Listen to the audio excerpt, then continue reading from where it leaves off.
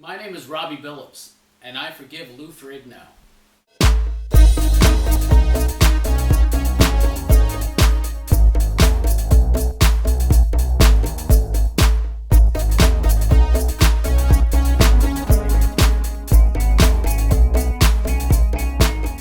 Alright, let me tell you a little story. It was about 2001, I believe that's the year. Me and some friends went to Wizard World in Chicago. Right? This was back when there was just one Wizard World.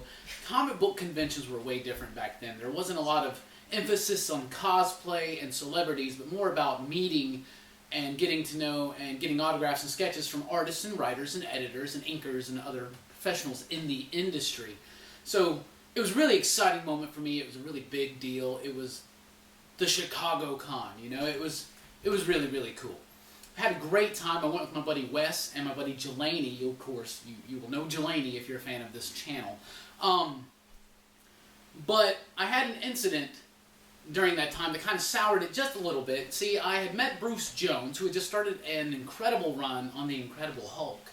And I really liked that book, so I got him to sign it when I met him. It was super awesome. Well, Lou Ferrigno was there, and I was like, oh my goodness, it's the Hulk himself. So I went to meet Lou Ferrigno with my book and to have him sign it. He refused to sign my book. Now Jelani was there, he can attest to all of this, but he refused to sign my book and said that it was like, whatever it was, like $20 or $30 for a photo that was already signed. And I didn't want a photo to be already signed or a photo signed by him at that moment. I just wanted him to sign my book. I even offered to pay the fee for him to sign my book, but he refused to do so. And he just kind of came across as a complete dickbag to me, right? And I held on to that. And you can ask everybody who knows me. Ever since then, I have hated Lou Ferrigno. Every time he is mentioned or that Hulk TV show was mentioned, I go into that story about what he did to ruin my life and how I hated him so much and I was so bitter about it, right? Well, in the last year or two, I've been on this journey of self-improvement, of trying to become the best version of myself. And the other day I started realizing that if we hold on to grudges, it is not the person who committed the initial offense who is actually being weighed down and changed by this, right? It's us. It's the person taking offense.